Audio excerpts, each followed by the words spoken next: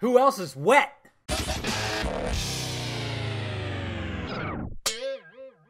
What's happening, film friends? Dave the Film Junkie here. All right. Embargo was lifted for various sites who visited the Aquaman set down in Australia. And yeah, a lot of good things came out of it. I'm basically going to reference JoeBlow.com.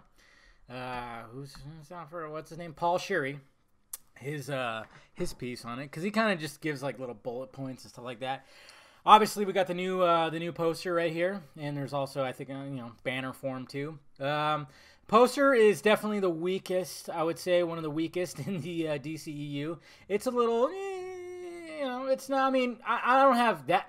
I don't have a lot of problems with it. It captures the essence of the character, and you got all the sea creatures behind him, stuff like that, the sharks, the whales, all that stuff. I don't mind it.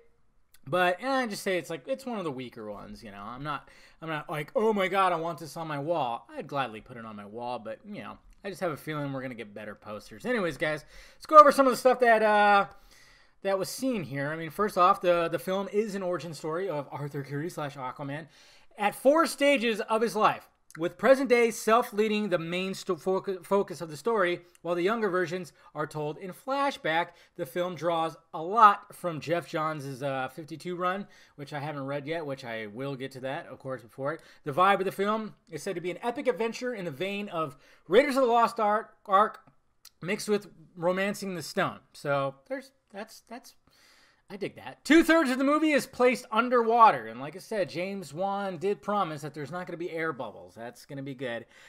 James Wan, he wanted to make Aquaman. That was like one of the things that he was like, hey, that's good. Wan wanted to make like a swashbuckling fun quest movie with Aquaman.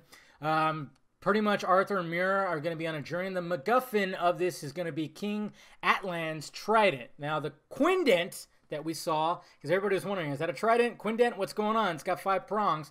The Quindent is actually his mom's, Queen Atlanna's. It's hers. So maybe we'll figure out something with that. That's going to be interesting. Wan gives excellent praise to Mr. Zack Snyder, of course, for casting Jason Momoa. Said it was a stroke of genius because basically it looks like Jason Momoa just came out of the water. Oh. Orm wants to destroy the surface dwellers.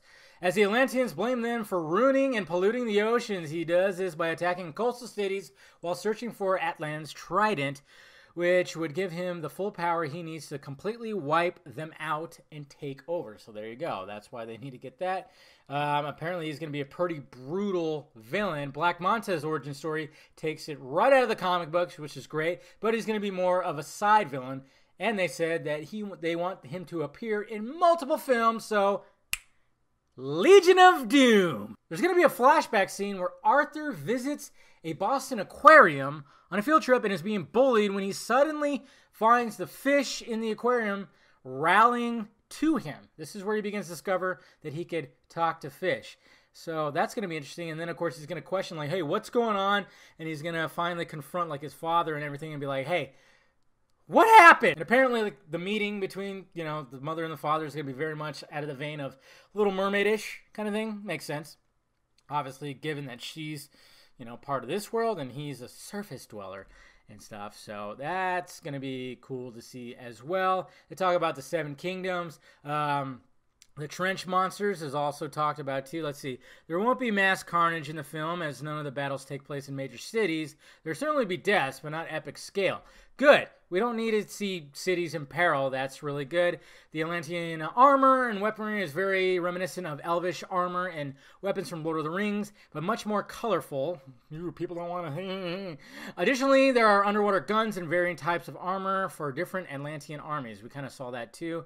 There's going to be an homage to, of course, Creature from the Black Lagoon, because James Wan, horror, naturally that's going to be the case. And the trench monsters attacking a boat on a romantic cruise. Definitely want to see that. So that's pretty much the gist of a lot of things that were that people heard on the set visit, and it all sounds awesome. I have 100% faith in James Wan and his style and everything. I don't think he's really made a bad movie. I can't think of any movie that I've seen of his that's been bad. And the fact there's going to be horror elements in it, yes, that's going to be great. Even though the poster kind of like gives it a somewhat of a Finding Nemo vibe, just slightly. But let's hope that's not the case. Anyways, guys, so there you go. That's what was happening today. Very good stuff. I know some people weren't impressed. I'm like, I don't know, how could you not? That trailer is going to be amazing, I have a feeling, and that's going to be this Saturday. So make sure you're clicked on here, you're subscribed to everything. Follow me on Twitter.